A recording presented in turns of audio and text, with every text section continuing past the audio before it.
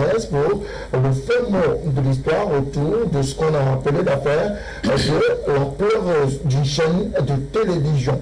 Nous parlons de toute autre chose à présent, et notamment de la conférence des gouverneurs des régions, la dite rencontre, s'est tenue à Yaoundé.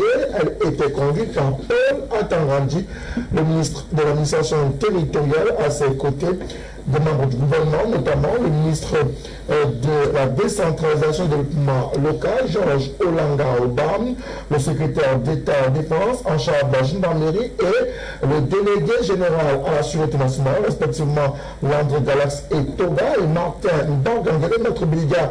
Permettez que nous puissions ouvrir avec vous. Un seul point était à l'ordre du jour, la question sécuritaire davantage en cette période de fête de fin d'année et en cette veille d'élection régionale. On le sait, la question de la sécurité est au cœur du débat. C'est la deuxième réunion semestrielle de gouverneurs, pratiquement 11 mois après la première.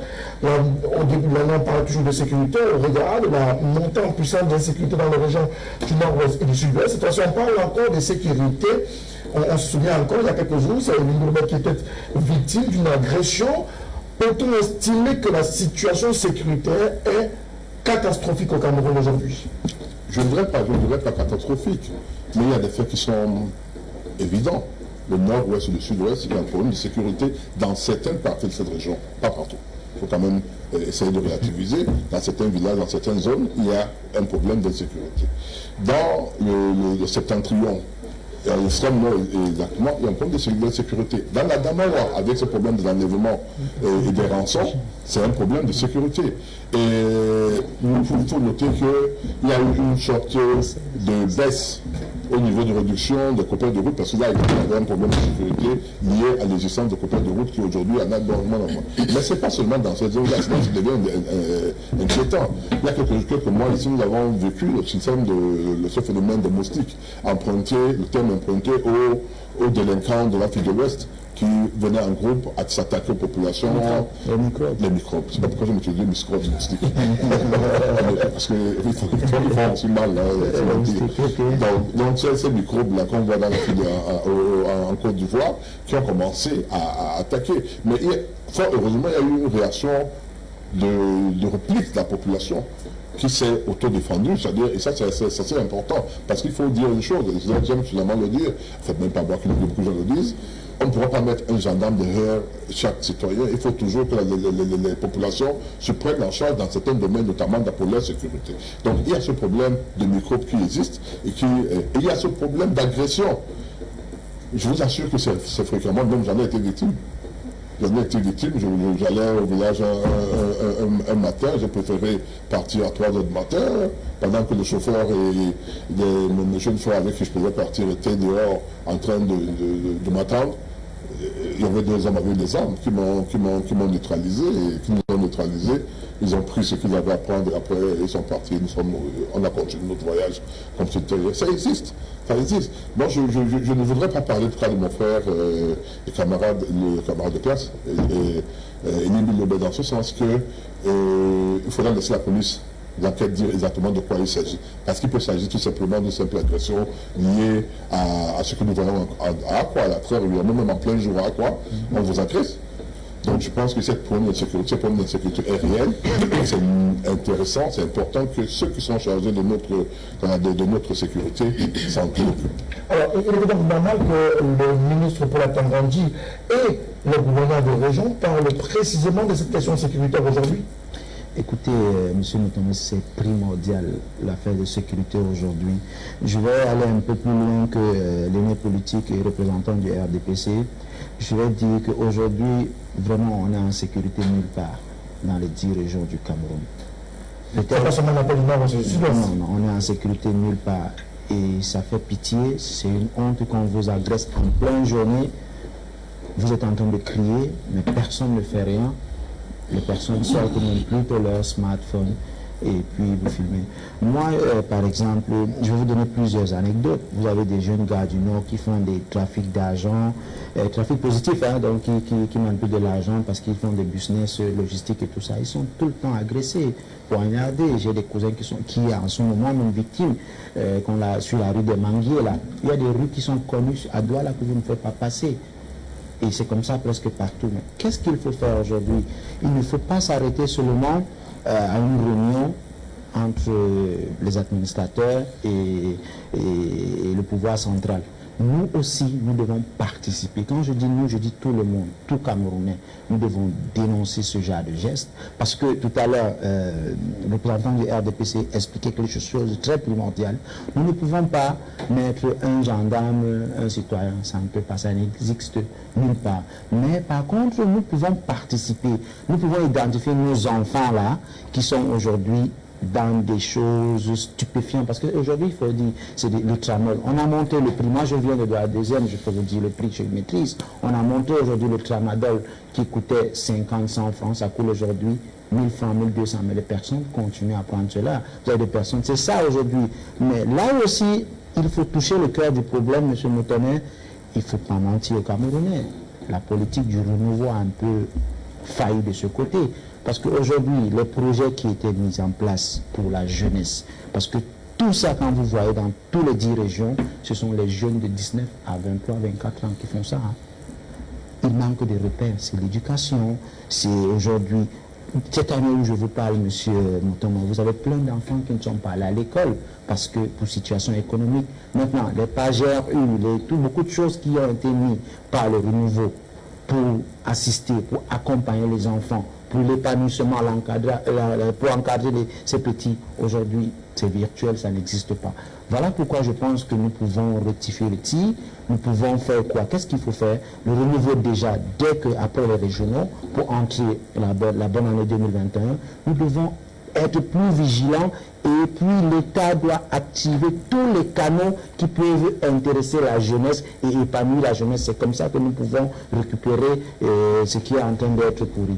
Il faut récupérer ce qui est en train d'être pourri. Mais est-ce que les gouverneurs des régions, le ministre de l'administration territoriale, le ministre de la décentralisation, le secrétaire d'État à la défense, à la gendarmerie, le délégué général à la sécurité nationale, est-ce que ces hommes-là arrivent à faire de bons diagnostics ou alors posent la main où ça peut véritablement mal en termes de sécurité? Monsieur Moutonnet, cette question de sécurité nationale ou alors de nos administrations est une sorte de redondance. Redondance.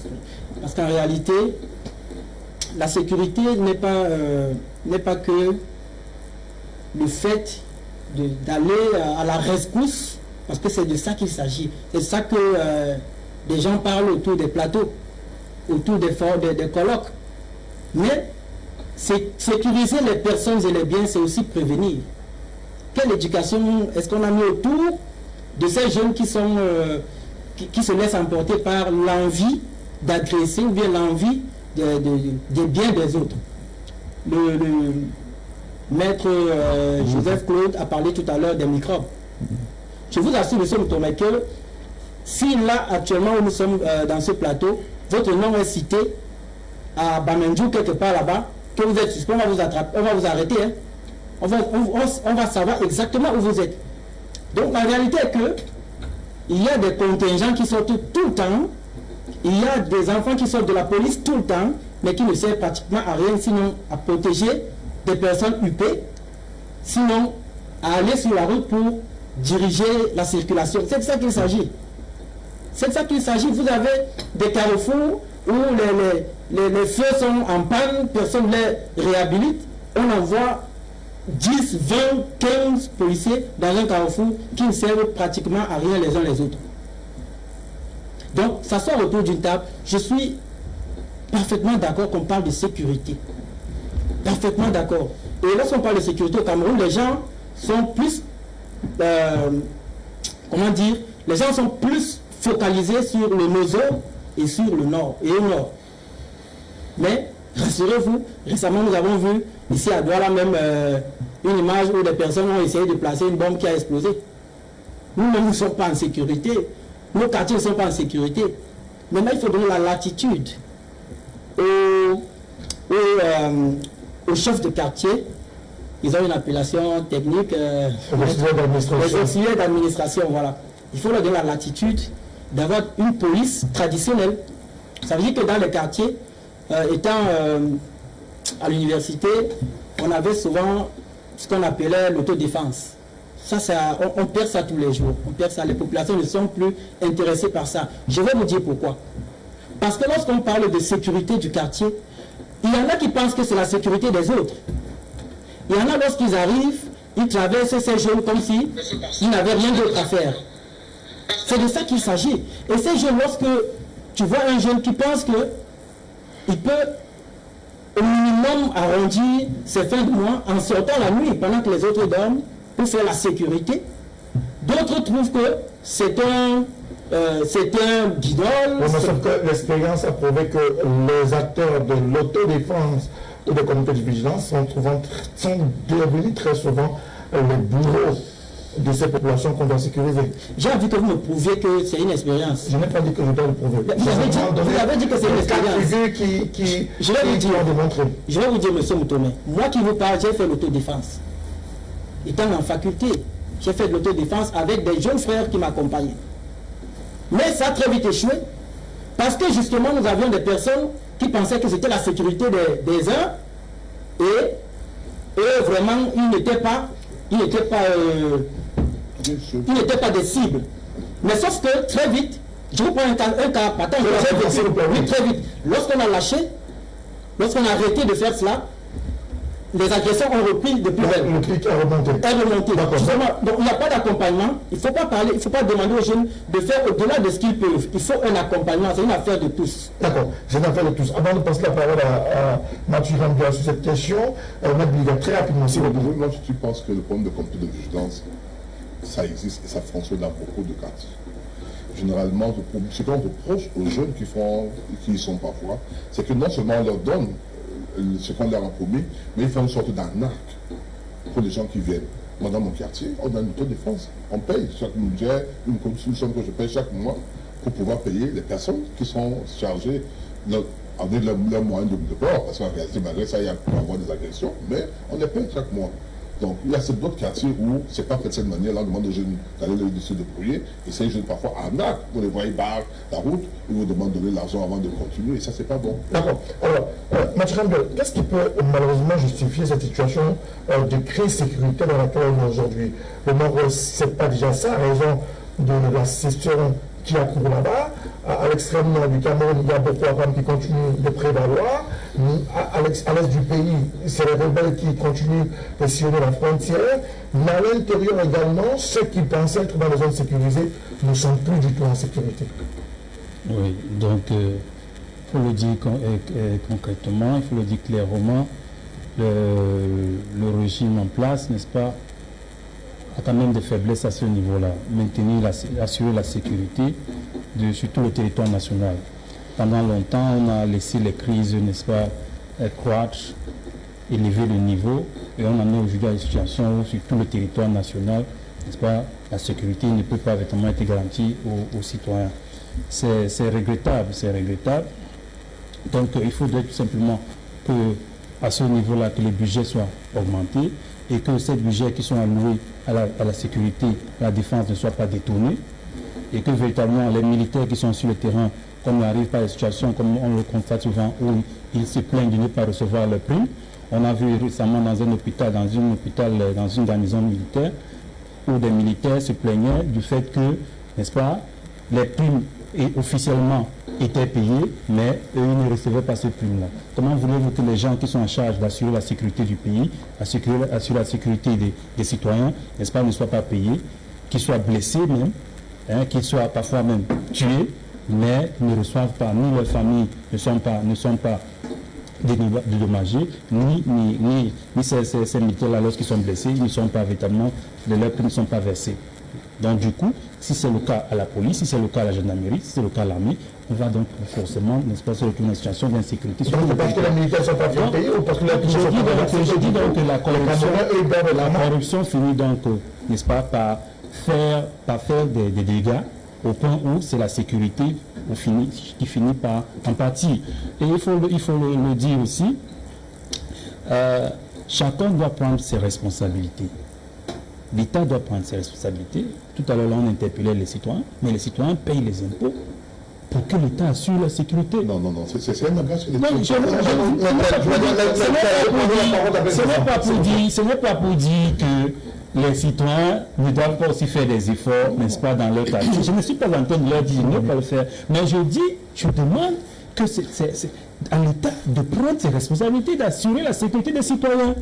Parce que les citoyens payent leurs impôts, n'est-ce pas, donnent une partie de leurs revenus à l'État, afin que l'État se charge, n'est-ce pas, de leur permettre de vaquer librement à leurs occupations, d'aller et de venir. Mais si l'État échoue à assurer ce minimum-là, qu'est-ce qu'on attend de lui? Qu'est-ce que vous voulez que le citoyen fasse? Que ce soit les citoyens maintenant qui lèvent les armées, qui lèvent des polices dans leur quartier pour se protéger? Donc, assurons nos responsabilités. Ils prétendent d'avoir été élus, n'est-ce pas? Alors, s'ils ont été élus, ça veut dire qu'on leur a fait confiance, afin qu'ils assument ce nombre de responsabilités, qu'ils le fassent donc. Et maintenant, les citoyens attendent que véritablement, ils puissent chaque jour dormir en paix et se réveiller en paix, aller au travail et revenir sains et saufs. C'est ce que les citoyens attendent. Avant de prendre la parole très rapidement, très rapidement, ce que je veux dire, parce que le panéliste du PCRN est un peu mon frère du SDF, est un peu en train de remettre en question les forces de l'ordre maintenant. Mais ça c'est vrai? Non, c'est pas vrai. Les forces de l'ordre font un travail formidable dans ce pays. Il y a quelques bavures, mais il ne faut pas globaliser. Monsieur Motomessi, moi et vous aujourd'hui, nous sommes un peu en sécurité ici, à l'immeuble Ogmini, parce qu'il y a des personnes qui ne dorment pas. Mais maintenant, au-delà de cela, je disais, le renouveau a un peu failli, il faut occuper les jeunes. Parce qu'aujourd'hui, la jeunesse est laissée à elle-même. Et j'aimerais qu'aujourd'hui, mon frère du PCM qui disait que, comment on appelle ça, les personnes du quartier, le taux de défense n'est pas utile. Ils sont très utiles. Mais maintenant, pour renforcer, il y a un truc, Frédéric Mutomé, qu'on a un peu oublié, les calés-calés. Il faut reprendre ça.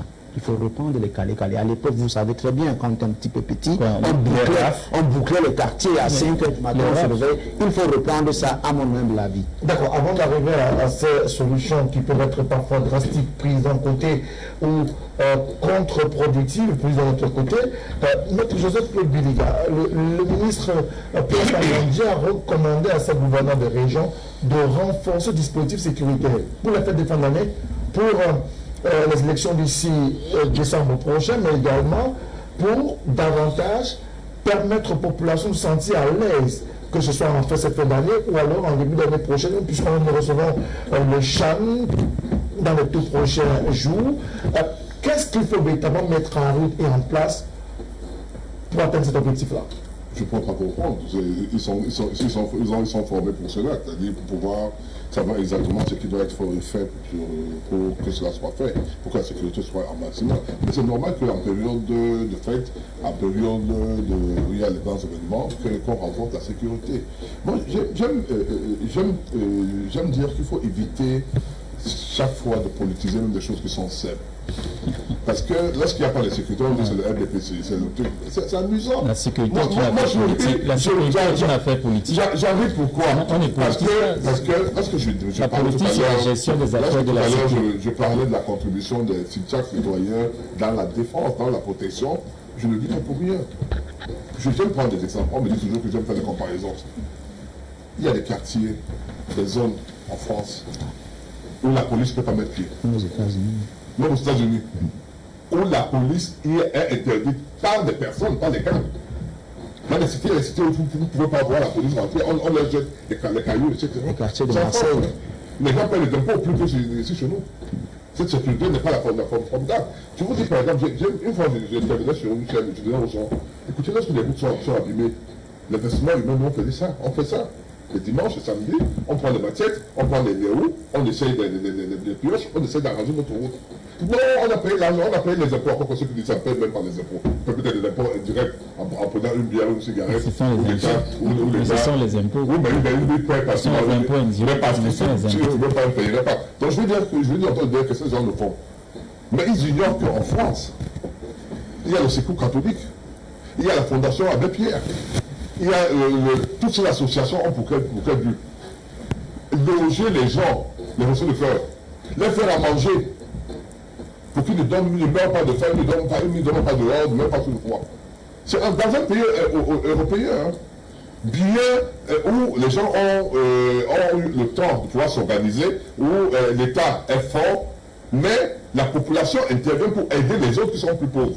Donc vous me dites que ici chez nous, les jeunes ne sont pas, sont livrés à eux-mêmes. Je dis, mais non, pas forcément ça. Il y a des gars qui ont de belles skills ici.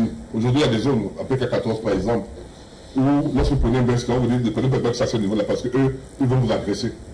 Dès que vous prenez le bel skill, vous l'appelez et vous dites, je vais parler à tel endroit. Le monsieur crie fort.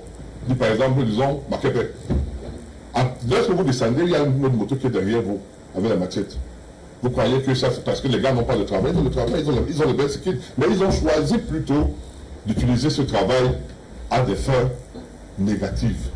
Donc je veux dire, n'encourageons pas ce genre de comportement en disant demain le SIF sera au pouvoir, le PCRM sera au pouvoir, il sera confronté au même problème, comme l'a été le Parti Socialiste Français, comme l'a été les gaullistes, comme l'a été Macron aujourd'hui. Tout le monde sera confronté à ça. C'est pour cette raison qu'on dit que la meilleure sécurité, c'est celle des populations elles-mêmes, à travers le renseignement. La plupart des personnes qu'on arrête, des bandits, qu'on arrête la plupart du temps, c'est pas parce que la police est derrière, mais parce que la population intervient. On leur file l'information, comme on dit. On leur dit, écoutez, dans cette maison, on a vu les gens venir avec les armes. C'est donc comme ça que c'est cette intervention dont on a besoin.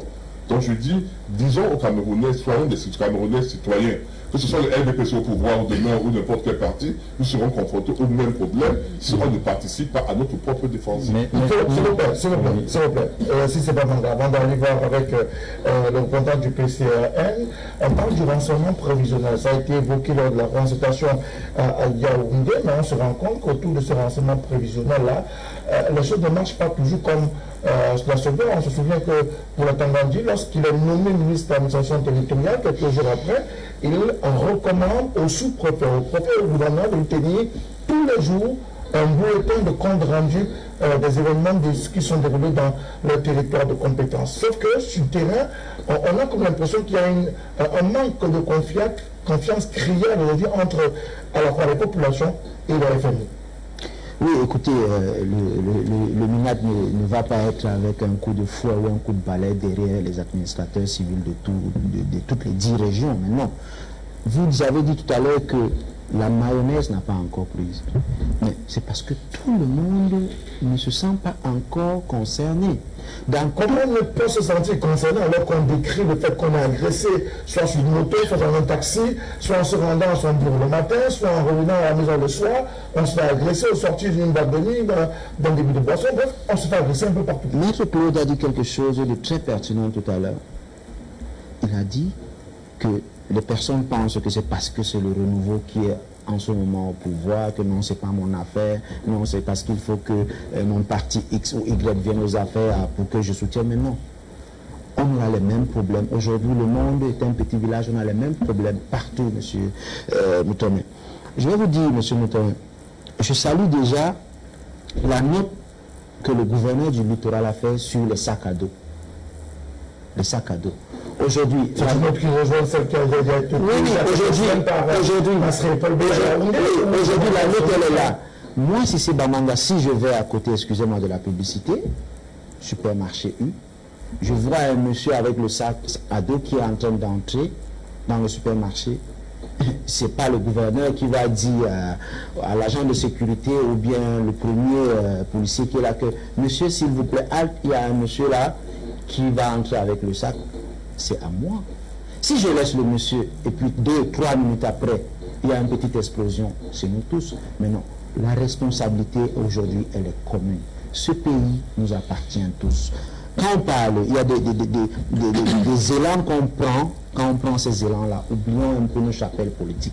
On parle là de sécurité, monsieur Frédéric. Et la sécurité, ça n'a rien à y voir avec l'ANDP, avec le PCRN, l'UPC et j'en passe. La sécurité, c'est une affaire de tous. Aujourd'hui, les élites, ceux qui sont aux affaires aujourd'hui, ils ont fait une assise, ils ont trouvé des canaux qui peuvent être justes ou pas, mais c'est à nous, hommes politiques, nos leaders d'opinion, nos citoyens lambda, d'accompagner, de faire à ce que cela prospère, de faire à ce qu'aujourd'hui cela profite au Cameroun. Maintenant, si déjà vous avez les personnes sur les réseaux sociaux qui parlent de haine, qui disent « Ah, ce qu'ils ont fait là-haut, on s'en fout de ça, oh, on veut seulement que Paul Biya parte maintenant », on arrête cette politique de Paul Biya doit partir à tout le temps. Nous avons des vrais problèmes. Aujourd'hui, nous devons accueillir des grosses compétitions comme le CHAN, nous allons accueillir la CAN. En tant que Camerounais, je suis fier. Ce n'est pas que c'est le président de la République ou une personne, mais non. Je dis encore les solutions pour cette affaire, malheureusement, il faut toucher le cœur du problème. Le cœur du problème, c'est quoi? Cette jeunesse-là aujourd'hui qui est droguée, cette jeunesse-là aujourd'hui qui prend des stupéfiants, il faut occuper cette jeunesse. D'accord, il faut occuper cette jeunesse-là. Mais est-ce que les mesures qui sont évoquées au sorti de cette réunion de Yaoundé peuvent être comprises comme des mesures susceptibles de produire des effets sur le terrain, interdire le port des sacs à dos, ou alors demander que les usagers ne puissent plus avoir les sacs à dos? Est-ce que cela peut être productif? On a vu à Yaoundé que quelques heures après, au lendemain de cette bombe artisanale, ensemble, Nassiri Paul Biya, gouverneur de la Renaissance, avait pris cette mesure-là. On ne semble pas véritablement la comprendre. Voilà, la région littorale, Bonabéry, un engin explosif a été enregistré. Immédiatement après, la même mesure est mise en route. Mais est-ce que cela peut produire des effets véritablement sur le terrain? Merci. J'ai envie de dire que c'est une mesure comme toutes les autres. Vous savez, est-ce que, oui, une mesure de plus, peut-être même de trop. Est-ce qu'on peut être d'accord que nous sommes à l'ère de la mondialisation? J'en viens. Pour vous dire que le sac à dos qui porterait des substances explosives, les mêmes substances aujourd'hui, on n'a plus besoin d'un gros gadget pour faire exploser un immeuble. Ça veut dire que mon ami d'en face de 10 millions de nordistes, je ne sais pas si il peut dissimuler dans son endroit un engin explosif. Ça peut être le téléphone. Il peut être un kamikaze. Ça existe partout. Ce qu'on demande, c'est que les populations et les FMO soient vigilants. C'est tout ce qu'on peut demander aux gens. Le port des sacs à dos et tout ce qui va avec, c'est des mesures comme toutes les autres. Mais je pense que chacun doit être vigilant de l'autre. Parce que, comment je vais dire, la criminologie, les agressions, les explosions, désormais, commencent à être légion au Cameroun. Et surtout, dans la métropole, comme Douala, Yaoundé, ça inquiète. Parce que c'est le cœur du pays. On ne peut pas s'amuser à laisser traîner des gens avec des explosifs et à suspecter ceux qui ont des sacs, à laisser passer ceux qui n'en ont pas. Il faut être vigilant pour tout le monde. Je pense que si on est vigilant pour tout le monde, les solutions suivront. Je pense. Je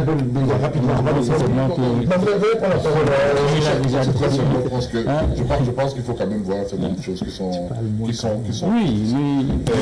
au niveau de la vigilance, au niveau de la sécurité. Il y a un peu partout les caméras de surveillance. Je pense qu'on les voit un peu partout. Ça existe. J'aime toujours prendre des exemples.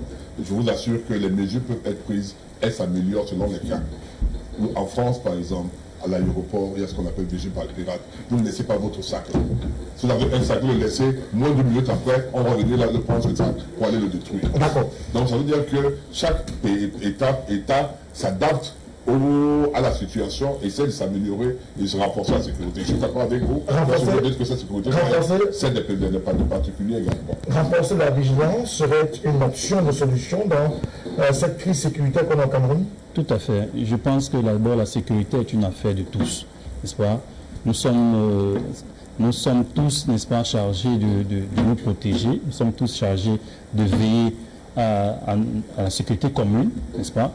Mais ça ne dédouane pas ceux qui ont la responsabilité politique, la responsabilité publique, n'est-ce pas, de nous protéger, de veiller à notre intégrité, de veiller à nos mouvements, de veiller à la sécurité de nos mouvements et de nos biens. Donc, quand on le dit, ceux qui sont habitués toujours à l'irresponsabilité se sentent véritablement mal à l'aise. C'est qui cela qui se sentent...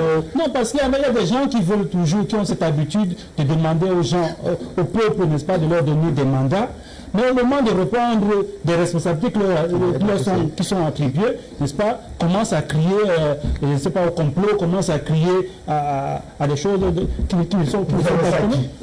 Non, je m'adresse à ceux-là qui prétendent, n'est-ce pas, avoir reçu le mandat du peuple, n'est-ce pas, chaque élection, n'est-ce pas, qui prétendent avoir reçu le mandat, qui avoir reçu le mandat du peuple, de gérer la cité. Et maintenant que les citoyens, n'est-ce pas, ne peuvent pas jouir paisiblement, n'est-ce pas, de tous les mouvements, et qui demandent des comptes, on dit que non, il ne faut pas, parce que demain ça peut être le SDF, alors il faudrait donc pas aujourd'hui commencer à dire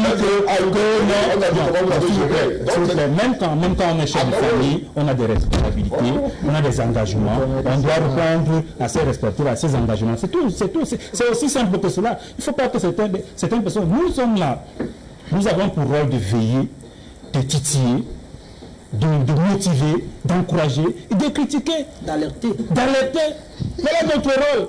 Demain, lorsque nous serons au pouvoir, vous allez jouer le même rôle, vous allez faire la même chose pour que nous soyons toujours en éveil, pour que nous soyons toujours conscients, pour que nous soyons toujours vigilants. Mais si on se tait, on ferme la bouche, on dit que non, vous faites bien, tout le temps on va applaudir, non, vous faites toujours bien, vous faites bien. Non, nous soyons sérieux. Donc, je disais,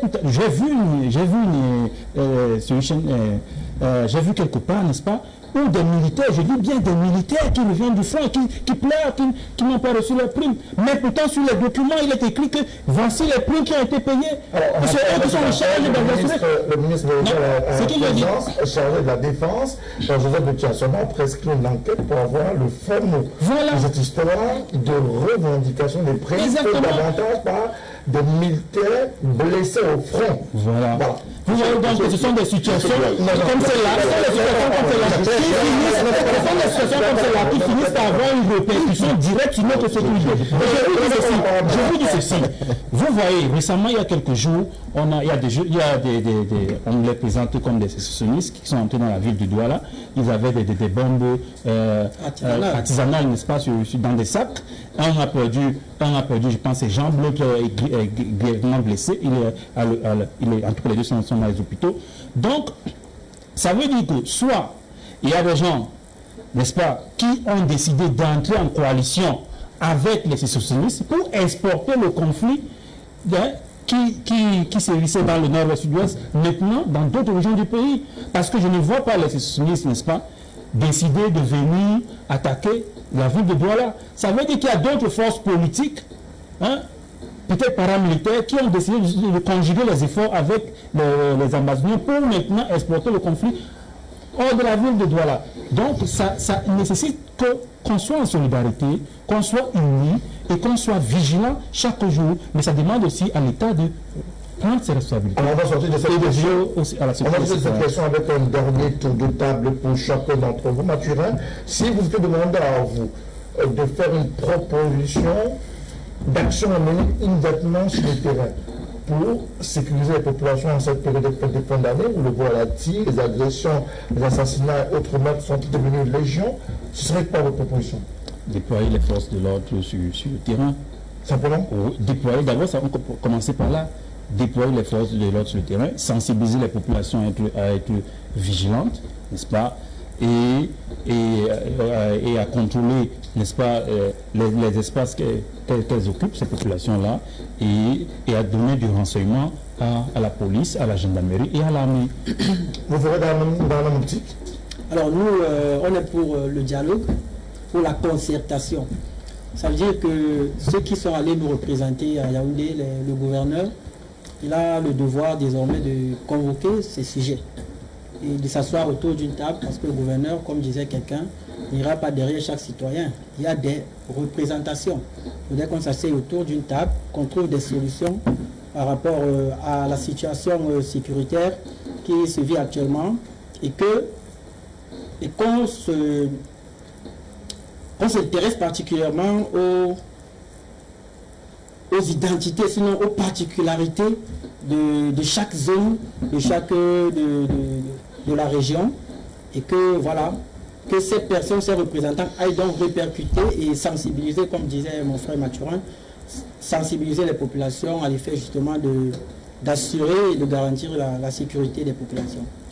Sensibiliser, renforcer le dispositif sécuritaire, est-ce que en mettant plus de policiers et gendarmes sur le terrain, on dissuade ces acteurs-là, fauteurs de troubles, permettez-moi de les appeler ainsi? Monsieur Frédéric, moi j'ai 3 axes solides et efficaces, rapides. Déjà qu'on oublie militariser ou bien mettre encore plus. On ne peut pas avoir un policier, un citoyen, ça n'existe dans aucun pays du monde. La première chose, nos frères, parce qu'aujourd'hui tout le monde sur ce plateau, je dirais même dans la famille du chef de l'État, il y a au moins une personne qui fait ce qu'on appelle Ben Sikin. Aujourd'hui, il faut chercher à encadrer, il faut chercher à cerner, avoir, comment je peux appeler ça, avoir une maîtrise sur ces gens qui font le boulot. Parce que la majorité, je vous dis bien, la majorité de ceux qui sont mauvais sont à l'intérieur. Vous avez quelques groupuscules de moto-taximens qui ont des syndicats solides et forts, qui sont très bien. Il faut les encadrer. Encadrer en faisant quoi? Aujourd'hui, il faut lancer une grosse, je dis bien, une grosse sensibilisation sur sur les motos. D'accord. Savoir est-ce que c'est votre moto qui ne fait pas quoi. Voilà. Ça c'est la première. La deuxième, j'insiste, il faut que les calés, je parle comme ça, comme le quartier, on va recommencer à se réveiller à 4 h du matin, on a bloqué tout un quartier, on a extirpé des choses, vous le savez très bien. Ça c'est la deuxième chose. Il y a un risque. Il n'y a aucun risque. Si, il y a un risque. C'est quoi le risque? Il y a un risque parce que depuis tout à l'heure, on est en train de développer les calés. On est en train de développer le renseignement. Nous sommes dans une ère où des gens ont des problèmes personnels. Et lorsqu'ils ont l'occasion de les répercuter, là où il faut faire mal, ils font mal. Et malheureusement, je ne dis pas de dénoncer les personnes. Je dis que l'État fait les calés. Ça, c'est la deuxième chose. La troisième axe pour chuter rapidement, monsieur, nous, le citoyen lambda, nous devons aussi participer à cela. Et pour chuter toujours dans la troisième, l'État doit prendre enfin ses responsabilités pour encadrer et donner des choses à faire à la jeunesse. Il faut encadrer la jeunesse. Il ne faut pas forcément davantage militariser. Ce sont des axes qui sont proposés ici. Vous proposerez quoi? Même si vous avez dit que ceux-là qui sont gros affaires maîtrisent mieux parce qu'ils ont été formés sur les questions. Non, moi je pense qu'il y a des choses sur lesquelles nous sommes tous d'accord. Hein. Mais les premiers, les copains de l'essentiel, je dirais peut-être pas, j'ajouterais peut-être une ou deux choses. Moi je pense qu'il faut, l'éducation est importante. L'éducation à la citoyenneté, quand nous étions à l'école, on nous apprenait l'instruction civique.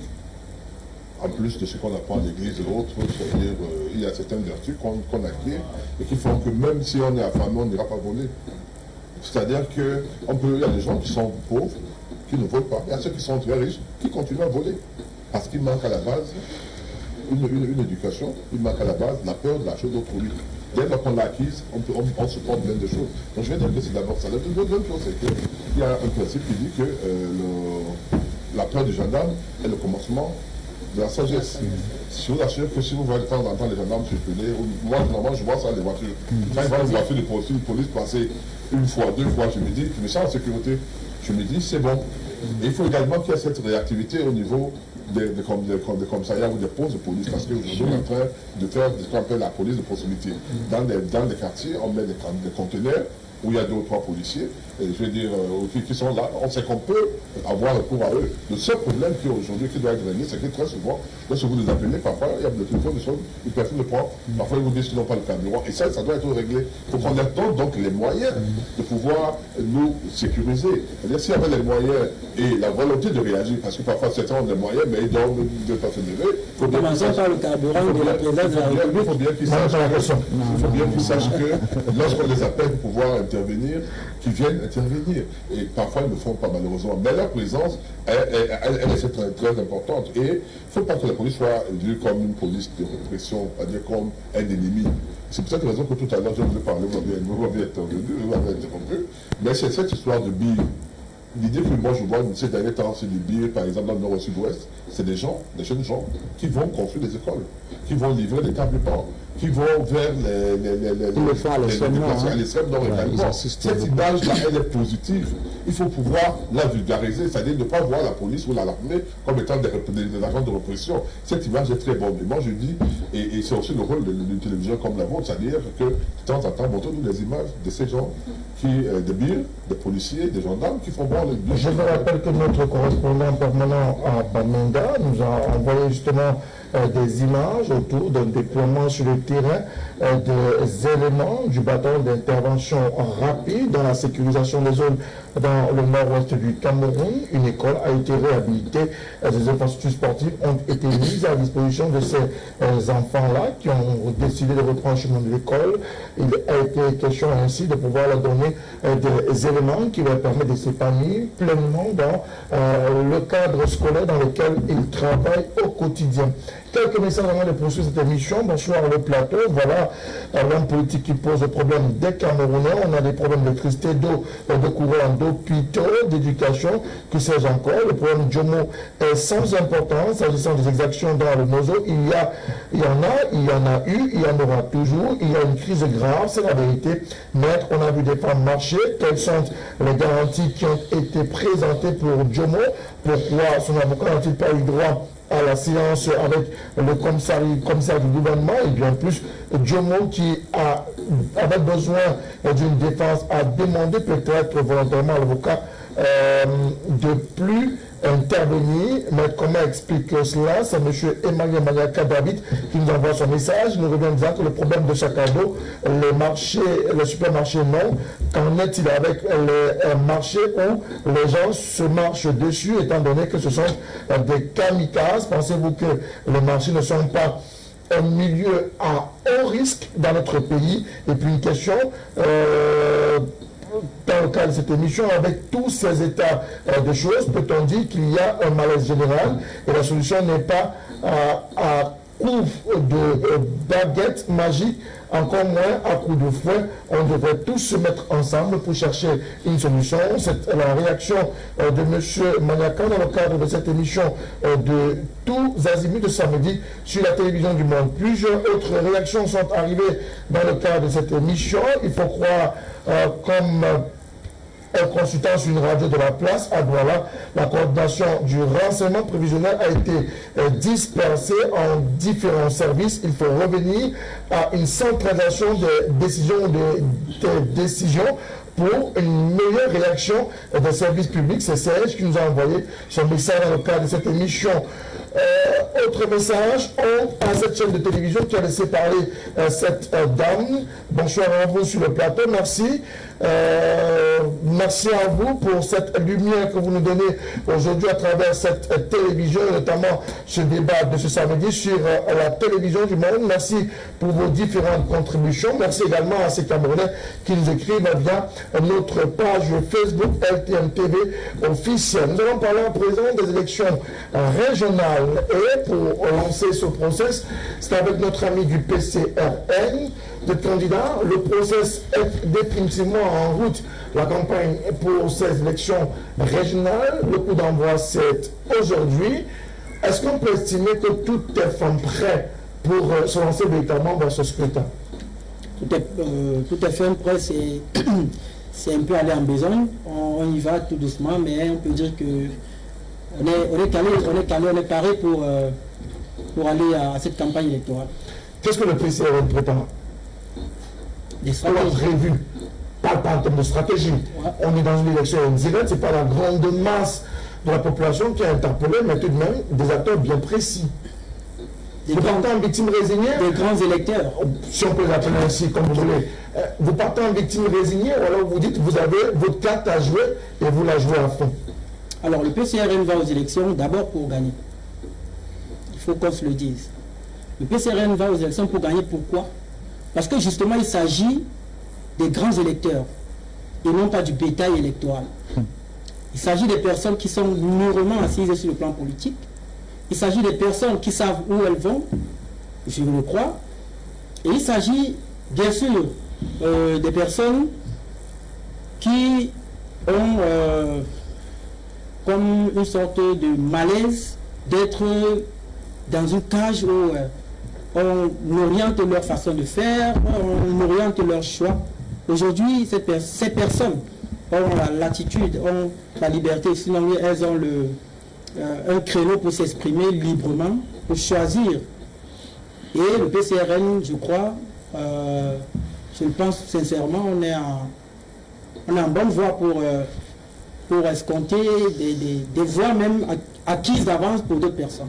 Alors, si c'est vraiment là, une élection régionale, certes, mais pourquoi une élection régionale? Non. Et vous savez, chaque parti politique a deux choses. Ils veulent accéder au pouvoir et quand ils sont au pouvoir, ils veulent le conserver. Maintenant, quand je prends ceux qui nous gouvernent aujourd'hui dans leur logique, on est parti d'une élection présidentielle qui a été gagnée par eux. On a continué, vous savez, avec les législatives municipales, on a continué avec tout ce que vous connaissez. Ils ont clôturé cela. Ils ont dit la politique des grandes opportunités avec les régionales. Alors, attendons, patientons. Vous avez un représentant du RDPC sur le plateau. Mais est-ce que ce régional va avoir la peine d'être tenu dans le débat d'aujourd'hui? Non, monsieur Frédéric, vraiment, moi je ne lis pas dans les boules de cristal. Moi je ne mets pas la charrue avant les bœufs. Moi je fais confiance. Je pense que peut-être, vous savez très bien que le renouveau a traîné beaucoup de casseroles dans ce pays. C'est une occasion pour eux d'acheminer, de finaliser leur politique, de fermer, et dès 2021, nous allons voir vraiment, quand tous les ingrédients seront réunis, si la sauce sera bonne, si dans ce pays, ils vont terminer avec la porte grande ouverte ou alors ils vont sortir par la fenêtre. Moi, en tant qu'un républicain, je fais confiance au parti du maître Claude, qui va finaliser avec les régionales. Et espérons très bien. Moi, je fais confiance parce qu'aujourd'hui, le président de la République, que je veux ou que je ne veux pas, il est du RDPC, M. Moutamé. Donc, vraiment, s'ils disent, parce que c'est ce qu'ils disent, je ne fais que répéter ce que eux dans le RDPC disent. Ils disent qu'ils vont acheminer avec les régionaux. Faisons-leur confiance. Et puis, vous savez très bien qu'on arrête le maçon au pied du mur. On attend avant de voir le maçon au pied du mur. Les élections régionales, vous le dites très souvent, c'est le parachèvement, il faut le préciser, de ce qu'on a appelé le processus de décentralisation. Y a-t-il véritablement un processus à parachever avec ces élections régionales? Je tiens d'abord à féliciter le parti camerounais pour le redressement, c'est ça? Non, le parti camerounais pour la réconciliation nationale. Pour justement de nom. Hier, vous étiez univers. Non. Après, vous avez failli être citoyen. Maintenant, vous êtes autre chose. Non, je pense que c'est bien de participer à la marche du pays, à la construction du pays. Voilà. Et c'est lors des élections qu'on y participe. Mais ne comptez pas sur l'électorat du RDPC. Nous avons la discipline, nous savons comment on fait. Moi, j'ai été grand électeur pour les sénateurs pendant 2 fois. Je sais comment nous faisons pour pouvoir être sûr que nos voix ne seront pas dispersées. Donc, ne comptez pas dessus. Mais maître, on est en 2020 là, on est en 2020 et puis les conseillers municipaux veulent s'exprimer. Ils ne veulent plus rester dans un cocon. On leur impose un dictat de choix. Ils ont l'opportunité de s'exprimer maintenant avec ces élections régionales, maître. Donc je dis donc que moi, j'avais également l'opportunité de m'exprimer avec les élections pour voter les sénateurs. Non, je pense que ce point c'est bien. Et il faut noter une chose. Il y a certains qui reprochent, qui disent que pourquoi on doit aller aux élections aujourd'hui. C'est cette même personne qui disait hier qu'on n'est pas en train d'implémenter la loi constitutionnelle de 1996 qui disait que le Cameroun était l'État unitaire décentralisé. Il faut bien que la décentralisation arrive, que les populations prennent en charge leur gestion. Parce que lorsqu'on parle de la décentralisation, les gens parfois ne comprennent même pas l'intérêt. Je vous assure que si demain les maires, les conseillers régionaux prennent en charge leur développement, on n'aura plus besoin, par exemple, pour faire la route qui relie, par exemple, Domangambé, pour parler de chez moi là-bas, d'attendre que l'ordre vienne de Yaoundé. Moi, j'ai été conseiller municipal pendant 18 ans. On a eu des problèmes où on peut bien, parce que nous avons des engins pour faire reprofiler les routes, mais ces routes ne sont pas de notre compétence. C'est les routes nationales ou régionales ou départemental, nous ne pouvons pas y toucher. Aujourd'hui, si la loi nous permet de le faire, ou bien la région va dire, ok, voilà, il y a des problèmes. Dorénavant, on va axer peut-être cette année, cette mandature, pour faire des routes qui vont faire de Douala à Yabassi, par exemple. Peut-être de Yabassi, on va arriver à Lou, puisque nous sommes dans la même région. Et là, on va arriver à l'entrée de Tomel. On dira, on va du sud-ouest Péné également pour que ça arrive. Et on aura réglé le problème. Voilà pour l'intérêt des salles de classe, les enseignants, les affectations. Il faut noter qu'à un moment donné, on ne s'en rend même pas compte, mais il a commencé à avoir un certain nombre de décentralisation sur un certain nombre de choses. Aujourd'hui, il y a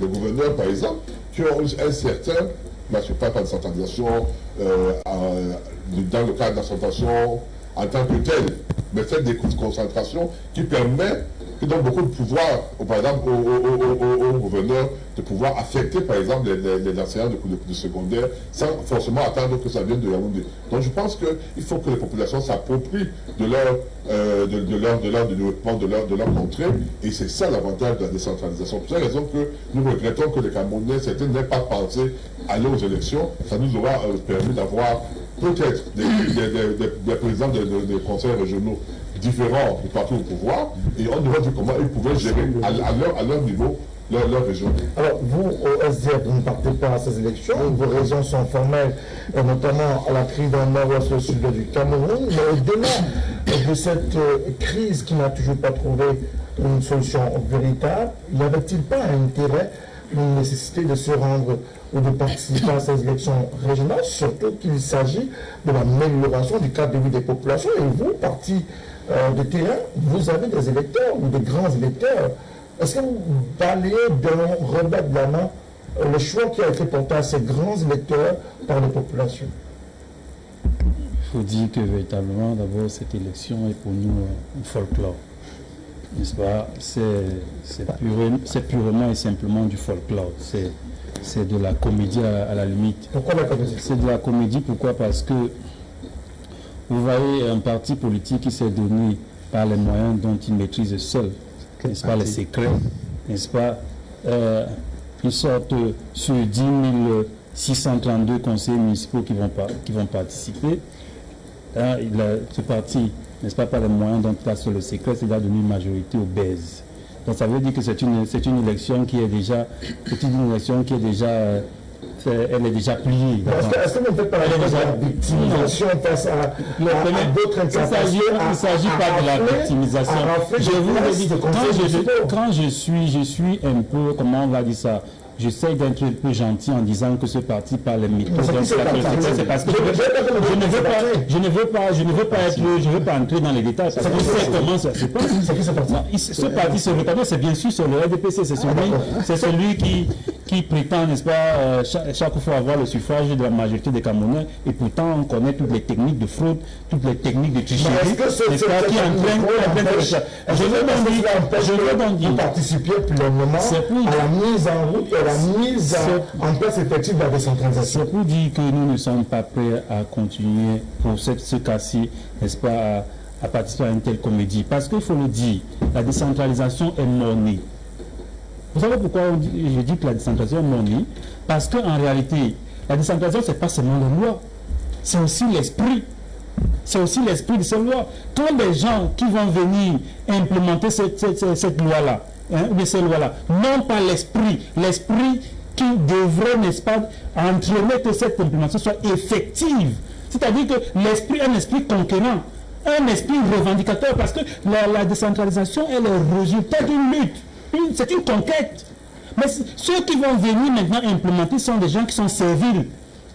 C'est-à-dire des gens qui sont tout simplement prêts à se coucher à chaque fois qu'un sous-préfet aura toussé, ou bien un préfet aura toussé, ou alors quelqu'un communiste aura toussé. Regardez ce qui s'est passé récemment, il y a quelque temps, au niveau de la commune de Ndjomé-Pindia. Imaginez que ce fut un maire DPC. Vous pensez qu'il y aurait eu véritablement une telle opposition, un tel affront, une telle lutte afin que les avantages qui sont donnés à la mairie soient véritablement implémentés? Monsieur Frédéric. Donc, ça veut dire quoi? Ça veut dire que lorsque on aura dans les conseils régionaux des bénis, des gens qui sont prêts à attendre qu'un ordre vienne de Yaoundé, qu'un ordre vienne du comité central. Mais vous pensez que ça va améliorer la condition de vie de quelle population? Soyons sérieux. Ça veut dire que la décentralisation est non née. Donc, il faudrait, c'est une lutte, et nous sommes toujours dans le processus de lutte, afin que véritablement un jour, les populations puissent jouir de ce qu'on appelle justement la décentralisation, c'est-à-dire que le pouvoir au peuple, le pouvoir à la base. Il est question de mettre en place la décentralisation avec, d'une part, ces régions et d'autre part le statut spécial pour les régions du Nord et du Sud-Est. Oui, M. Frédéric Mouton, mais avant de répondre à votre question, je voulais rebondir et permettez-moi vraiment en 2 minutes de balayer. Si vous avez 2 minutes seulement pour donner votre point de vue. Voilà, en 30 secondes même si vous voulez pour rebondir. Moi je voulais dire qu'il est assez difficile de voir un parti politique qui a participé en 2018 à une élection et qu'en 2020 le même parti politique a participé, d'ailleurs ils ont des élus à l'Assemblée nationale.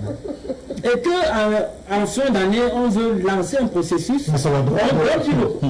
C'est un droit de prendre position.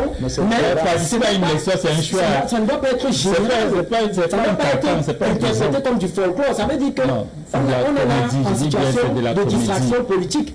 Parce que ceux qui sont à l'Assemblée nationale et qui sont du SDF, dont M. Mathurin appartient, ils sont à l'aise là où ils sont et ils essaient d'utiliser l'opinion publique. Ce n'est pas normal.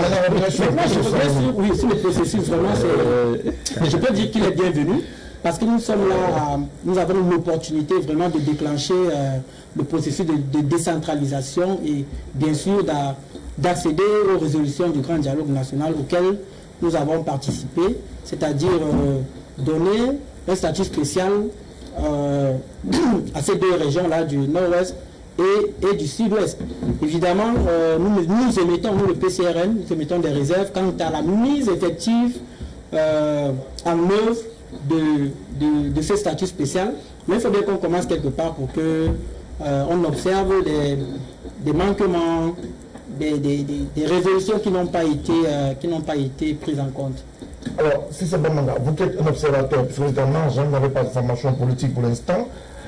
Est-ce qu'on peut estimer que maintenant que la campagne est lancée, le processus a lieu le 6 décembre prochain, que les cartes sont déjà jouées? Les cartes sont presque jouées parce qu'aujourd'hui, vous l'avez rappelé ici et ailleurs, que ce ne sont pas des personnes lambda qui vont voter, vous le savez très bien. Ce sont les élus qui votent. Et quand vous voyez, il y a une obèse majorité RDPC, et ça c'est normal. Ils font la production de voter en ce moment. Bon, nous qui ne sommes pas du renouveau, travaillons pour prendre le pouvoir et le moment venu, nous aussi, nous allons avoir cette obésité-là. Mais pour moi, vraiment, je vous ai dit tout à l'heure que le maçon se juge au pied du mur.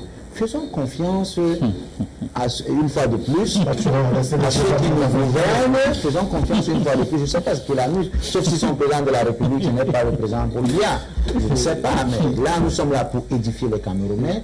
Vivement que la décentralisation prenne effet pour qu'aujourd'hui, dans toutes les 10 régions, ceux que nous avons choisis, parce que je ne dis pas que le RDPC qui est dans les 10 régions, vous avez le PCRN, aujourd'hui, je demande 2 secondes vraiment pour parler de cette incohérence. Je suis un homme politique, je ne peux pas comprendre que nous allons aux élections en 2018, nous participons aux législatives municipales et nous refusons d'aller au régional. Vraiment, ça c'est une incohérence en politique. Maintenant, pour ne pas distraire les Camerounais, vraiment, ce pays nous appartient tous. Quand c'est bien, c'est nous tous. Quand c'est gâté, je ne vais pas rentrer au Tchad ou bien en Centrafrique avec le respect que je dois à ces pays voisins. Non, accompagnons cette politique-là. Et puis, à partir de janvier, nous verrons, mon frère Moutomen, si ça donne, on va dire, wow. Mais si ça ne donne pas, nous serons encore là sur le plateau pour critiquer, pour proposer mieux. Docteur Joseph Obiniga, en 2 minutes, très rapidement, s'il vous plaît, je voudrais qu'on fasse, que vous évanciez un peu cet exercice-là, c'est un petit exercice qui compte à dire que finalement, avec votre obésité, vous êtes plutôt gagnant. Donc, réelle raison de plus pour ne pas véritablement battre campagne. Première chose, il faut enlever de la tête des Camerounais qu'on est patriote, on aime les Camerounais que ceux dans l'opposition. Il faut enlever ça de la tête. Une chose est sûre, les plus compétents aujourd'hui dans ce pays sont des gens de RDPC. C'est vrai. On voit le résultat, on voit le pays, on voit à quel niveau se trouve le pays. On voit dans leurs compétences. Vous savez, c'est pas ça. Ma question. Vous savez, c'est pas vrai. On voit le résultat de cette compétence-là. J'ai toujours dit ici que avec les femmes qui sont rentrées devant les hôpitaux avec les lames. Monsieur et Moutomé organisaient une émission ici sur les bilans. On restera point par point et au niveau des écoles, au niveau de l'enseignement, au niveau des routes, au niveau avec des bus qui se forment, vous me laissez parler s'il vous plaît. Et les guides de Cameroun. Mais il n'a que 2 minutes pour se retrouver. On ne reviendra pas sur ce sujet. C'est pas une affaire d'éducation. S'il vous plaît, on a laissé dire n'importe quoi. Laissez-moi Quand même. On voit le résultat de la compétence. S'il vous plaît, évoluons dans le le jour où monsieur on voit le résultat de votre fasse compétence. un jour ici un débat sur le bilan du RDPC. Je tiendrai ce bilan ici. Vous êtes gagnant, vous n'allez pas forcément battre campagne. On va battre campagne pour exposer, pour dire aux Camerounais pourquoi nous voulons être dans les conseils régionaux. Pourquoi nous pensons que nous sommes les meilleurs pour pouvoir implémenter ce... Pourquoi vous battez campagne?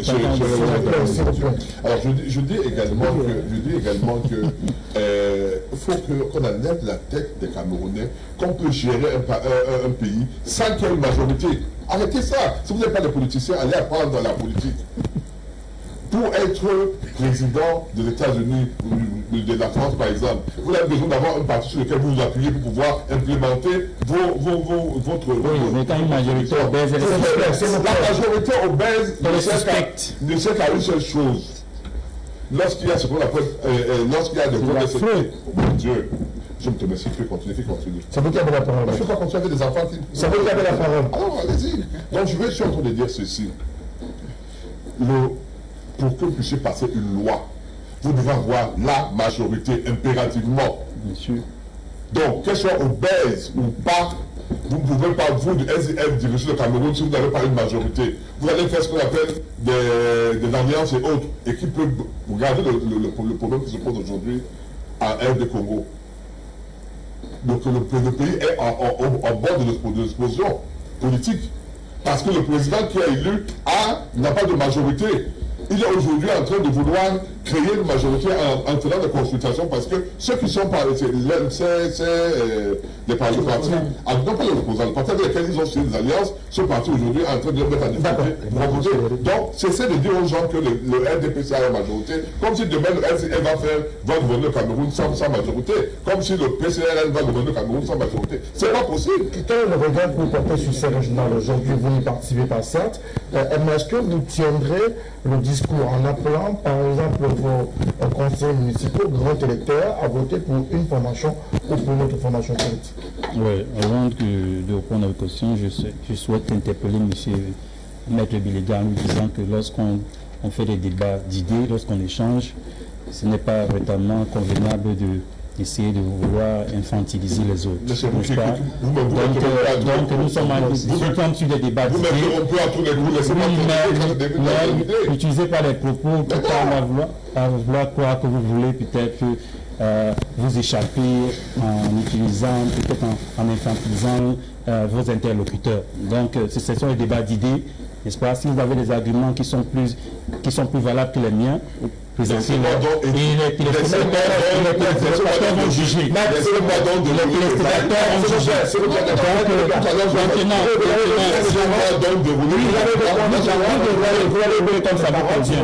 Comme ça vous convient. Merci beaucoup. Vous avez 2 minutes, s'il vous plaît. Vous pouviez me rappeler la question. Oui, justement. Il fallait que je Est-ce que vous avez un message, un mot à vos conseillers municipaux qui sont grands électeurs pour ce scrutin d'ici décembre prochain?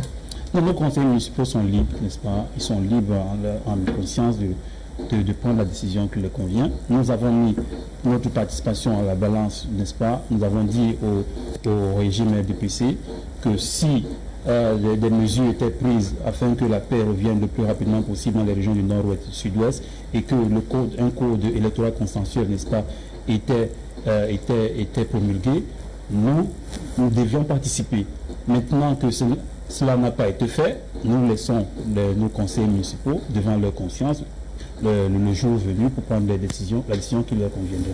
Merci beaucoup à vous pour cette autre participation à cette thématique. La dernière, dans le cadre de ce programme, va porter sur le mouvement 10 millions qui vient d'être interdit par le Premier ministre de l'administration territoriale pour Tangandi, qui s'illustre encore par notre sortie.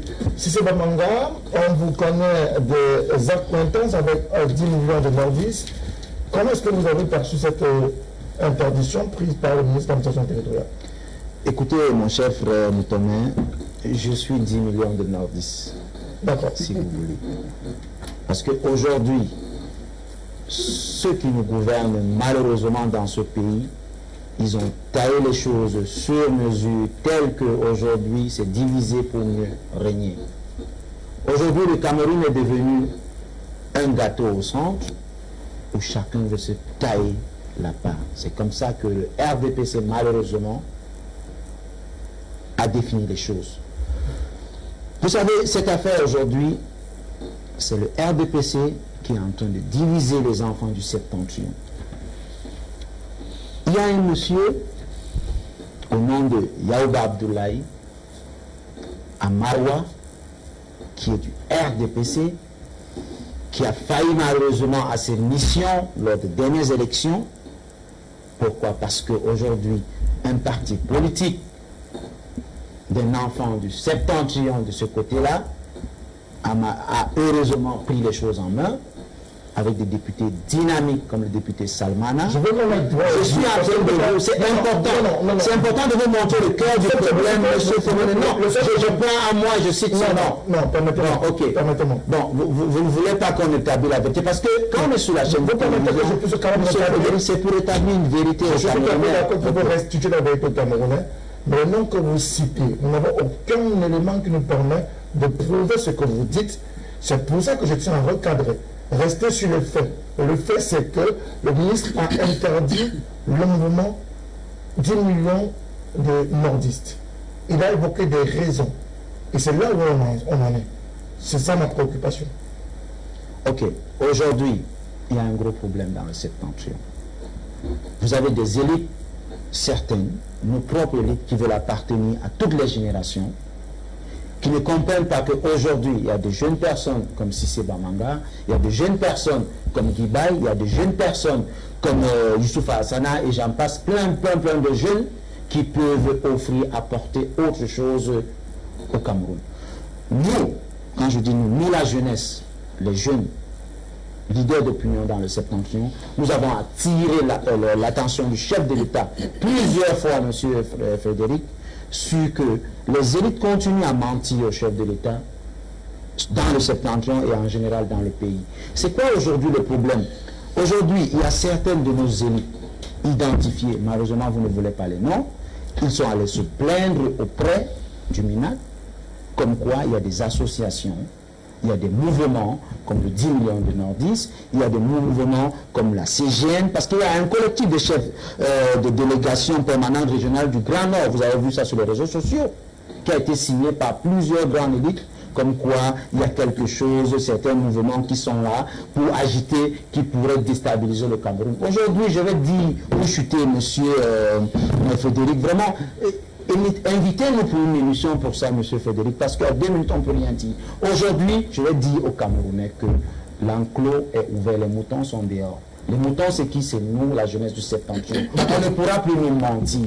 La jeunesse du septentrion, aujourd'hui, a une seule chose à faire, parce que nous sommes républicains, nous allons nous inscrire massivement, je vous dis, pour que le moment venu, le RDPC chute et se casse en différents morceaux. Parce que nous n'allons plus accepter cela. Alors, est-ce que le ministre de l'administration territoriale était dans son droit en interdisant ce mouvement?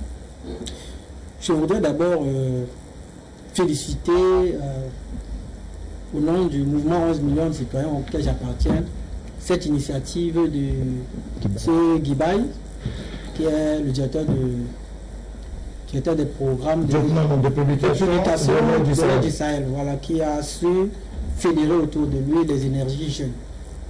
Vous savez, nous avons beaucoup de frères dans le septentrion. Nous avons Amagandji tout court, nous avons il a cité. Restez les noms, s'il vous plaît. C'est pas le plus important, restons sur ce sujet. Le ministre était d'accord de le faire. Ce que je voudrais dire pour continuer, j'espère qu'on n'est pas en train d'essayer de nous étouffer, c'est qu'on est dans une dynamique, ou alors sinon dans un conflit de génération. Parce que ceux qui nous ont précédés ont échoué sur tous les plans. Alors lorsqu'il y a une dynamique nouvelle qui naît, et que des jeunes majoritaires qui se mettent autour d'une idée, se mettent ensemble, on trouve en cela un affront, sinon même un risque de perdre des intérêts. Je condamne donc. Sinon, nous condamnons au PCRN et au mouvement 11 millions de citoyens cet autre acte du ministre du MINAT qui est allé encore une fois de plus dans des abus qui vont créer des mouvements d'humeur, très certainement, et qui après, ces personnes vont subir certainement d'autres frustrations, sinon une autre forme de brutalité qui s'est vécue au nord-ouest et qui a conduit aujourd'hui à cette situation. Donc je voudrais qu'on respecte déjà cette initiative de 10 millions de citoyens qui est une association. Je voudrais donc qu'on leur permette de continuer il est normal qu'ils continuent d'exercer dans leurs droits parce que jusqu'ici ils n'ont fait que répéter l'esprit patriotique, l'esprit républicain. Donc il est hors de question que une association comme Fondation ECAM qui a massacré des gens, qui a blessé des gens à Saint-Mélima, continue d'exercer et qu'aujourd'hui on est là, on condamne des personnes qui sont encore en train de veiller les Camerounais pour, dans le sens de l'esprit républicain. Donc, il ne faut pas faire comment on appelle ça, deux poids, deux mesures où les gens du Sud ont droit à leur association et que les gens du Nord n'ont pas droit à leur association. Et il y a une fondation ECAM qui continue d'exister. Il y a une situation qui s'est passée récemment avec l'investisseur camerounais qui voulait établir, d'ailleurs, il y a un appel d'offres qui reste encore pendant pour enlever, sinon pour enlever les équipements qui avaient déjà été installés, mais parce que cette association a réagi, ils ont eu gain de cause par le ministre en charge des affaires foncières.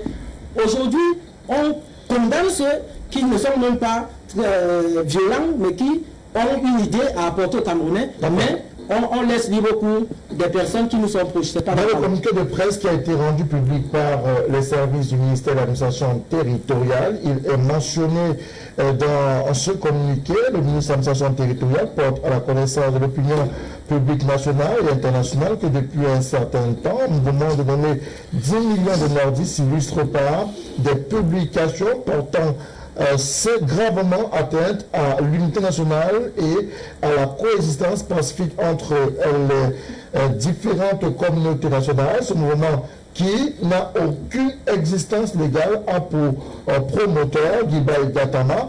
Et au-delà de cela, ce mouvement s'inscrit contre les valeurs républicaines. C'est ce qu'on peut lire dans les premières lignes du communiqué de presse rendu par le ministre de l'administration territoriale. Donc, le ministre estime que 10 millions de nordistes est illégal. Et sur ce fait, il devrait être interdit. Bon, il faut le dire clairement, le ministre, il est dans son rôle, le ministre de l'administration territoriale. Il sert certainement certains enjeux, il sert certainement certains groupes, certains lobbies, parce qu'il faut le dire clairement, toutes ces organisations comme celle-là n'ont pas véritablement pour objectif de permettre le développement, l'élévation du niveau de vie des populations.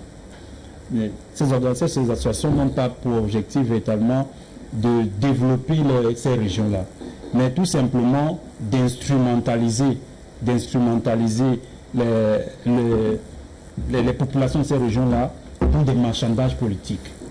Donc, en fait, ce sont les élites qui sont en conflit.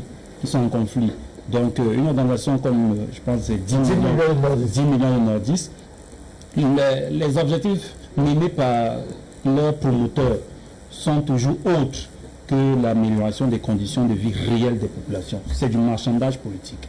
C'est-à-dire que c'est utiliser les opinions, utiliser les populations de ces régions-là, ou alors les membres de ces associations-là, pour aller, vous avez exprimé votre opinion, j'exprime la mienne. Donc je ne fais pas de procès d'intention, j'explique véritablement comment ces choses fonctionnent.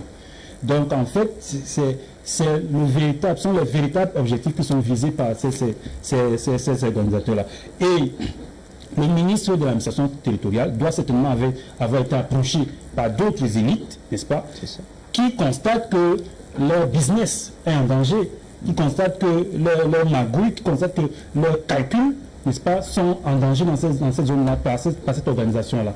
Donc, ces élites-là vont donc maintenant instiguer le ministre de l'administration territoriale afin qu'il pose un acte administratif qui va dans le sens qui sert leurs intérêts. Donc, en fait, c'est ce qui se passe. Et parce que les vraies choses, les vrais thèmes qui doivent mobiliser les populations, qui doivent mobiliser les acteurs politiques dans une région, c'est l'amélioration des conditions de vie des populations dans des secteurs tels que l'éducation, la santé, les déplacements, les logements. Voilà les thèmes qui doivent...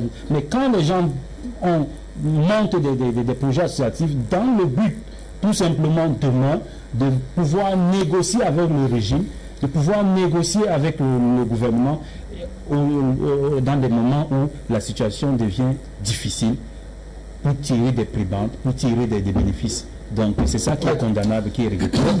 Est-ce qu'on est dans la défense des intérêts d'un groupuscule d'individus ou alors il est question de rétablir le droit, de rétablir la vérité? Une association ou un mouvement est mis en place en marge de la législation en vigueur camerounaise. Oui,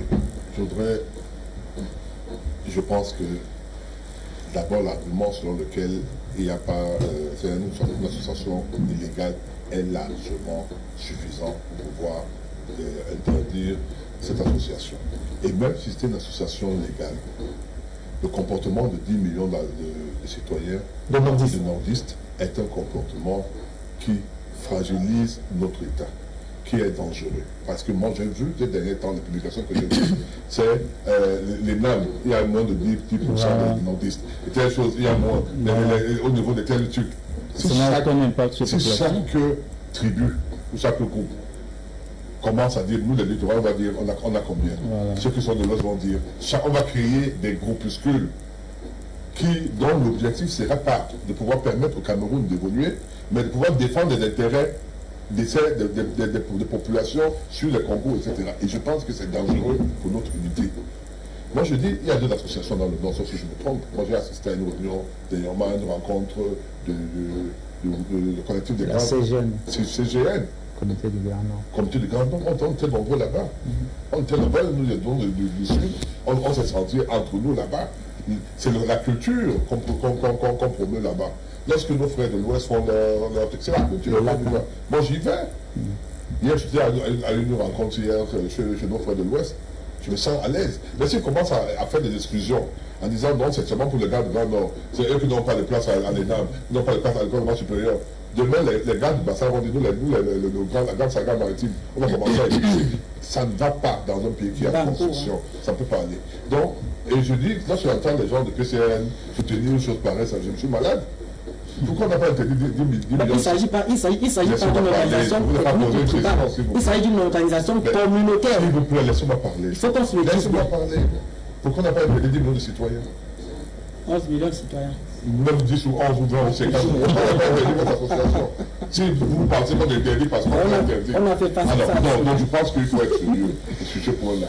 Vraiment évitons ce qui peut nous fragiliser. Nous avons une unité nationale qui est en train d'être constituée, qui tarde à se consolider, à devenir une intégration nationale. Ne commençons pas par, ça ne dépend que de moi, d'être un individu. On interdirait toutes les associations. Les anciens élèves de tel, non pas les anciens élèves, les originaires de tel village, de tel truc, on interdirait ça. Parce que c'est des ciments de tribalisme et de repli identitaire. Il faut qu'on arrive à un moment où on essaye de dire non, on ne peut pas. Et pourquoi on ne le fait donc pas? Alors, on ne peut pas, parce qu'à un moment donné, les gars, je veux dire, les gens essayent d'instrumentaliser cela, essayent de créer des germes. Même des partis politiques aujourd'hui deviennent des partis politiques tribaux. aujourd'hui, pourquoi le PCRN a des élus dans la saga maritime et dans l'Union européenne et pas au nord-ouest ou au sud-ouest?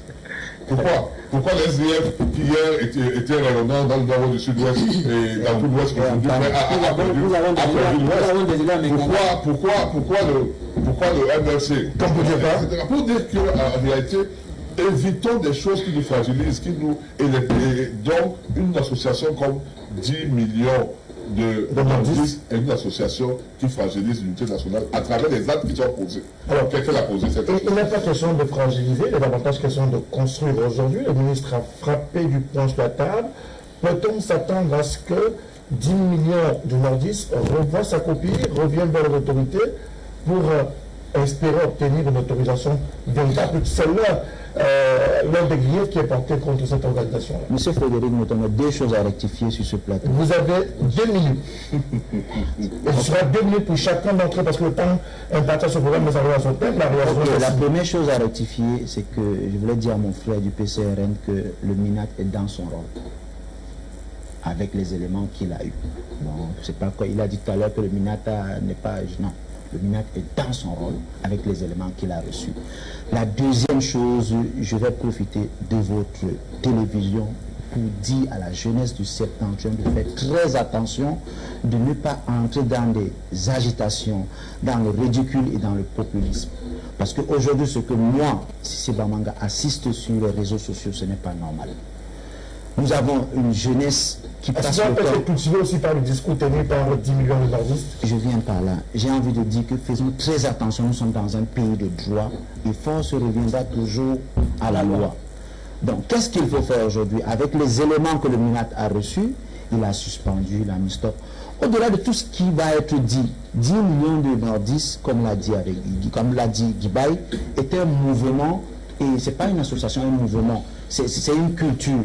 Maintenant, cela a été sanctionné parce que les revendications sont allées très profondément. Par exemple, sur le cas de l'ENAM, ce n'est pas quelque chose de nouveau. Ce sont les 30% que le chef de l'État a signé par décret et promis au Septentrion, qui est la mamelle politique du renouveau, qu'on demande de rétablir. C'est une vérité. Maintenant, aujourd'hui, n'allons pas en besogne, monsieur Frédéric Moutomé, rapidement, nous respectons la loi, nous, les 10 millions de nordistes. Nous allons continuer à travailler parce que le problème aujourd'hui de 10 millions, de la CGN, de toutes ces associations qui veulent apporter de l'eau, qui veulent améliorer les vies, qui veulent faire plein de choses que le renouveau n'a pas pu faire dans le Septentrion malgré les promesses électorales, c'est de construire le Cameroun. Nous allons construire le Cameroun comment? Pas avec la violence. Nous allons massivement nous inscrire une fois de plus, je le répète, dans les listes électorales et surveiller nos votes pour que le moment venu, nous sanctionnons une fois de plus le renouveau parce que quand c'est trop, c'est laid. Il faut sortir ce programme. Il faut se dire quoi? Le 10 millions de nordistes doivent faire son meilleur coup aujourd'hui? Je reste sur ma ligne pour dire que c'est un abus. C'est un abus parce que Maître renforce davantage ce que je pense. Parce que lorsqu'il dit que le problème posé par les 10 millions de nordistes sur les 10% qu'ils n'auraient pas vu, que c'est un problème ethnique ou tribal, je pense que c'est un abus, c'est tellement grave devant les télévisions. Est-ce qu'il est prévu un quota pour l'équilibre régional? Ce n'est pas la question, s'il vous plaît. La question c'est sur cette base que... Ce n'est pas les éléments évoqués par le ministre de l'Administration. Mais si, c'est sur cette base... Je reste sur les éléments du ministre. C'est sur cette base. Les éléments du ministre ne sont pas assez explicites. Hein. L'association est illégale, elle n'a aucune autorisation de donc forcément, elle doit être quelque part, elle fait des publications, il faut continuer. Ça veut dire que le ministre est dans son rôle, hein, comme on dit, ça veut dire qu'il juge de ces éléments-là, mais je vous rappelle que nous-mêmes aussi au PCR, nous avons eu le même problème, le même blocus à un certain moment, parce qu'il faut bloquer les énergies, il faut bloquer la sanction des jeunes. C'est de ça qu'il s'agit. Donc de votre point de vue, il faut faire quoi vis-à-vis des pouvoirs publics et d'autre part vis-à-vis de cette jeunesse qui a envie de s'exprimer. Ce qu'il y a lieu de faire, M. Moutomé, je n'ai pas la baguette magique ou bien la solution magique pour que j'invite simplement les responsables du mouvement incriminé à se rapprocher du MINAT pour essayer d'apporter des explicitations d'abord pour balayer d'un revers de la main les accusations faites par leurs élites qui auraient apporté des éléments qui sont certainement pas tous vrais,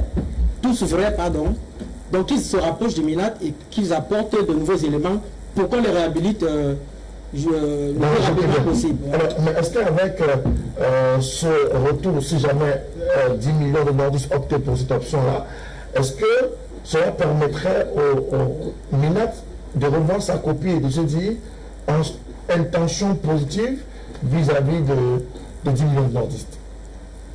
Bon, je dis tout simplement que comme je veux continuer à me lancer, comme de tout à l'heure là, où je disais que c'est un conflit entre des groupes des élites de la région. Je vois dans mon esprit le scénario, un Belebobe Maïgari. Non, je ne me permettrai pas de citer. C'est interdit. Non. Je vous le concède. Donc, je disais donc que c'est un conflit entre les élites. Donc, et aujourd'hui ici, M. Guibaï Gatama, au moins son nom peut prononcer. Donc, si peut-être il décide de faire allégeance, au groupe qui s'oppose directement à lui, il est fort possible que demain il ait l'autorisation du MINAT, n'est-ce pas, de fonctionner librement. S'il a fait allégeance à ce groupe qui voit ses intérêts menacés. Donc, c'est tout simplement une logique qu'on voudrait maintenir, une réalité qu'on voudrait maintenir, un rapport de force qu'on voudrait maintenir dans cette partie du pays. Si le promoteur de cette association décide donc de se plier au rapport de force qu'on voudrait lui imposer, il décide de servir les intérêts qu'on lui demande de servir véritablement, dans les prochains jours, je suis sûr qu'il y aura un arrêté et il y aura une décision, soit du préfet de la zone qui lui donne un récépissé ou bien qui lui donne une déclaration, qui lui accorde une déclaration, qui lui accorde une droit d'existence. Donc en fait c'est ça. Donc et véritablement, c'est le scénario vers lequel on risque de se diriger parce que depuis fort longtemps, il n'y a pas véritablement dans cette zone-là une force qui est opposée au régime en place. Toute l'élite politique de cette partie du pays a fait allégeance au régime Biya et attend tout simplement le moment où soit le régime va tomber et se disloquer, et les forces politiques de cette zone-là vont entrer en coalition pour véritablement venir se partager le pouvoir. Alors, dans l'article 2 d'un arrêté qui a été justement signé par Paul Atangandi, on peut lire sont et demeurent interdites sur toute l'étendue du territoire national, toute activité, publication, réunion ou manifestation initiée par ou soutenue par 10 millions de nordistes, tout groupement. Les contrevenants à la mesure prise pourraient être traduits devant la juridiction compétente, le gouverneur de région, les préfets et les sous-préfets, chacun en ce qui le concerne, est appelé au strict respect et à la stricte application de la mesure d'interdiction. On peut s'attendre à ce que 10 millions ne soient plus visibles sur les réseaux sociaux. C'est bon de faire. Ils seront peu visibles. Ils vont peut-être changer peut-être de nom, mais il faudra bien qu'ils respectent la loi. Moi, je pense pas que le problème soit forcément un problème de nom. Le problème, c'est l'activité, le discours. Évitons les discours sectaires. C'est ça que je suis en train de dire. Il faut que ça soit compris. 11 millions de citoyens n'ont pas parlé de Eux, ils auraient dit, allez vous inscrire, allez faire ceci. Et quel que soit l'origine tribale, on se retrouvait là-dedans. Lorsque une association culturelle, par exemple, dit, ok, nous, on doit promouvoir notre culture, ça pose aucun problème. Moi, j'aime assister aux danses tout pourries, etc. Non, la fête du corps, moi, j'aime bien y aller. Donc, c'est bon de participer à ça. Mais lorsque ça devient qu'on commence à regarder tous les concours aujourd'hui, toutes les nominations au ministère, toutes les nominations dans les sous-préfectures, parce qu'on arrive à ce stade-là. Ouais. Juste à ce stade-là, pour dire qu'il n'y a pas, on ne va pas s'en sortir. On ne va pas s'en sortir.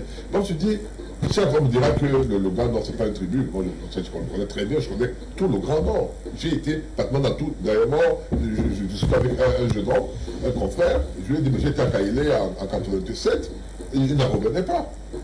je connais tout le grand nombre, mais je dis, nous avons intérêt à construire notre pays. Et c'est important. Évitons des discours qui divisent. C'est important que tout à l'heure vous parliez de trucs et quand. Je suis de ceux qui pensent qu'on doit fermer, on doit même arrêter toutes ces associations-là. Si elles n'ont pas un but culturel. Si c'est la démarche, c'est de dire, valorisons nos enfants, il faut qu'ils soient promus dans les gros postes, etc., etc. Ça ne passe pas. Ce n'est pas un discours qu'on doit tenir aujourd'hui. Et je vais justement lorsque les jeunes parlent des jeunes. Vous savez, vous êtes jeunes. Nous, on était jeunes hier, hein. Il y a d'autres qui sont jeunes derrière vous, hein. Ils vont vous dire exactement ce que vous dites aujourd'hui. Les nations ont échoué. Les nations ont échoué. Vous allez réussir, mais non, vous allez vous dire la même chose. On vous dit que vous avez échoué. Moi, nous allons vous dire à vos aînés que vous avez échoué. Vous nous dites que vous avez échoué. Ceux qui sont derrière vous vont dire que vous avez échoué. Merci beaucoup à vous tous. Merci d'avoir participé à cette émission de ce samedi sur la télévision du monde. C'était tous azimuts. On va prendre quelques SMS avant de clôturer.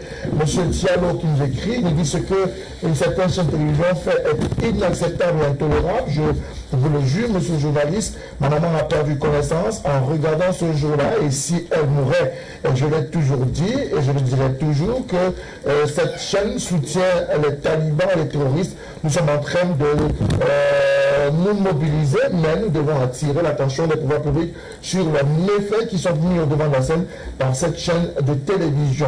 Autre réaction qui nous a été envoyée, bonsoir à vous, sur le plateau, le ministre est dans son rôle, car il voit ce qu'on ne peut pas voir. Nous autres chers Camerounais, ça le pèse, et évitons d'être essentiellement nombrilistes. Bonsoir à vous, le monsieur du PCRN déclare qu'une association ECAM a massacré les gens à Saint-Méline. Quand ou comment, quel est le nom de cette association-là, s'il vous plaît, vous du PCRN. Le nom, c'est ECAM. On sait d'où vous venez et on sait où vous allez. C'est Joël Aimé qui nous a écrit depuis la Cololinga et qui nous demande de véritablement fouiller avant de venir sur les plateaux de télévision, ne pas dire forcément ce qui est vrai. C'est sa réaction. Autre réaction qui nous a été envoyée sur le plateau. Bonsoir à vous. Merci d'éclairer notre lanterne au sujet de cette situation de 10 millions de nordistes. Nous ne voulons plus de ça. Le ministre a tapé du poing sur la table, fini. Parlons plutôt d'autre chose, plutôt que de vouloir faire comme ces Camerounais qui nous ont envoyés dans le tribalisme pur et simple. C'est avec ce message, non sans saluer la contribution de nombre d'entre eux qui nous ont écrit sur notre page Facebook LPM TV officiel. Ils sont très nombreux. Nous avons envoyé les SMS. Merci à vous tous, messieurs et dames, de rester scotchés et connectés sur notre antenne. On espère vous avoir apporté le meilleur de nous dans le cadre de cette émission. Et c'était certainement ce dernier SMS qui nous revient plusieurs fois. Dites aux représentants de 10 millions de nordistes et à ceux des PCN d'être honnêtes vis-à-vis du Cameroun. Toutes les communautés doivent-ils revendiquer à tous les prix les postes de l'ENAM, de l'ECAM, de l'école normale supérieure, risque de fragiliser la cohésion sociale. C'est une question. Quant au quota, le Cameroun a 10 régions, attribuant 10% à chacune des régions. Les pygmées diront quoi? C'est une question qui est également posée par un Camerounais, M. Dissaké. Merci à vous tous, messieurs, d'avoir participé à ce programme encore ce samedi après-midi, notamment le représentant du PCRN, par ailleurs candidat au régional, Maître Joseph-Claude Biliga du RDPC, mais également Mathieu Rambier du Social-Démocratie Fondiciste Bamanga de 10 millions de nordistes, mais par ailleurs acteurs politiques. Mesdames, messieurs, c'était tous les amis. Prenons rendez-vous samedi prochain, s'il plaît à Dieu, à la même heure, 15h. Ne manquez pas le rendez-vous, mais d'ici à là, portez-vous bien, mais surtout, restez en compagnie des programmes de la télévision du monde. Au revoir. Thank you.